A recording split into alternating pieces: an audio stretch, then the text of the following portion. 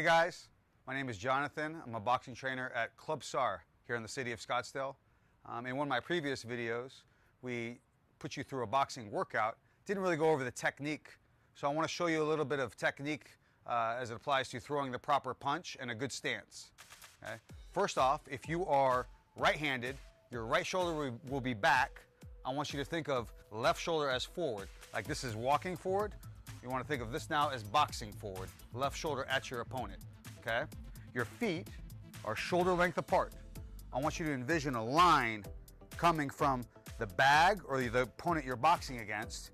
Your feet are right on that line. You do not cross that line. If you cross that line, then your feet would be crossed. And if you ever heard that expression, the guy's crossing his feet, it's never said in a positive way.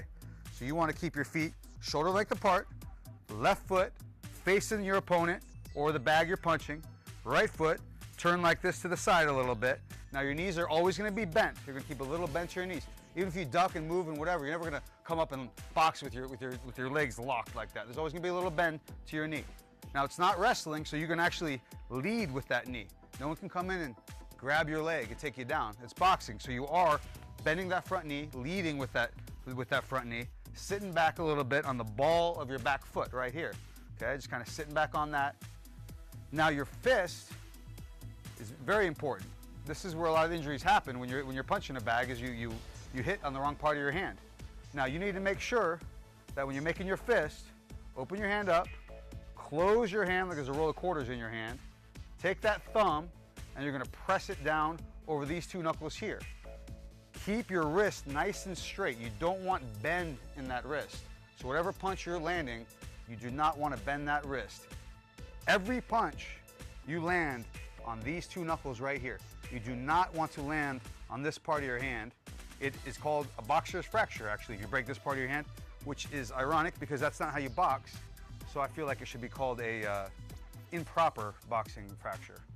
You want to land right here on these two knuckles, all right? Wrist nice and straight. So keep those fists made nice and tight.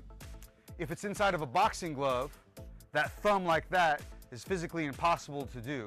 So it's going to be more like this because the thumb's attached in a boxing glove. So you're going to be pressing down more like that.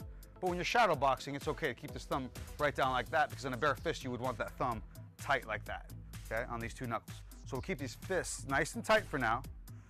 Feet shoulder length apart, knees bent, elbows into the side. Chin is tucked in like this, like you're holding a little piece of paper or something right there. Just tucked in like that.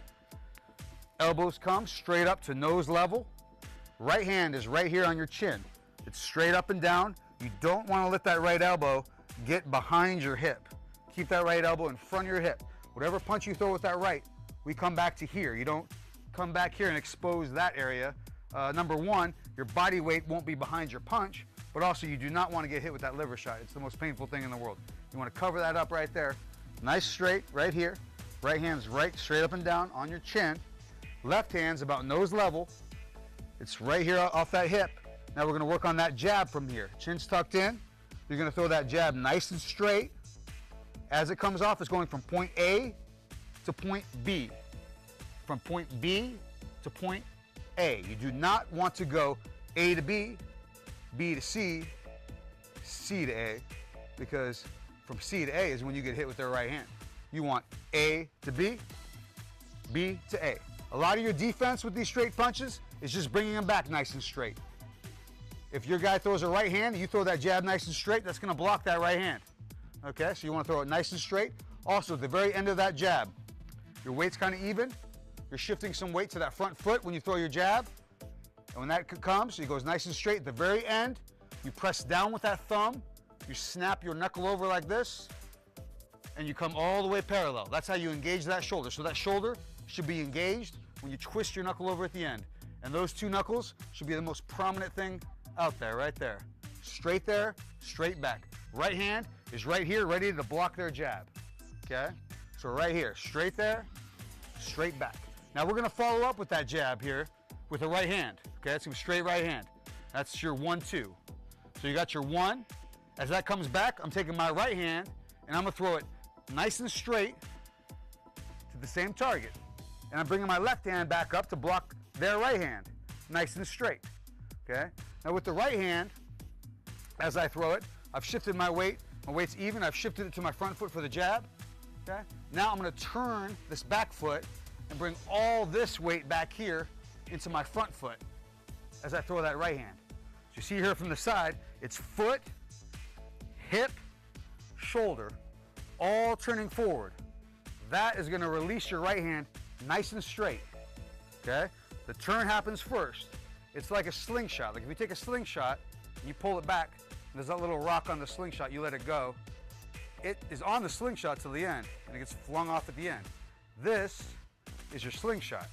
You turn it, it flicks, it comes forward, and it flicks off that right hand, nice and straight. So now all your body weight is behind that punch. Like I said earlier before, if you have that right elbow back here, say you cock it back before you throw it, now my body weight isn't fully behind that right hand.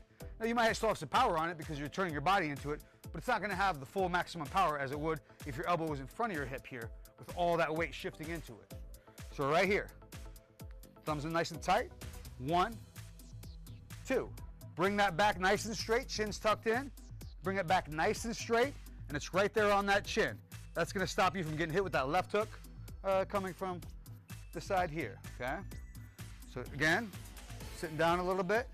Nice straight jab, straight there. Jab comes back, the 2's coming, straight there. And bring your shoulder back. Ideally, we'd be a little loose, our hands would be a little loose, and then we'd be tight at the end. The only reason we do that is because it's going to make it quicker, okay? It increases your speed. If you have your hand like this inside of a boxing glove, because that's how it's going to be, it's going to feel like you have a fist made. But if you're throwing that punch and there's no fist made inside that glove, this is what's hitting your opponent. There's no power on that punch. So you need to have those fists made. So I think you should probably, if you're new to this, you should have that fist made, get comfortable with throwing with a full closed fist. You get used to that, snapping that knuckle over, then we can loosen up and twist at the end to make that quicker. Okay? Have that little snap there at the end. That's a 1-2. I think that is a good lesson for today. Hopefully I'll come back and we'll work on that left hook. Farewell.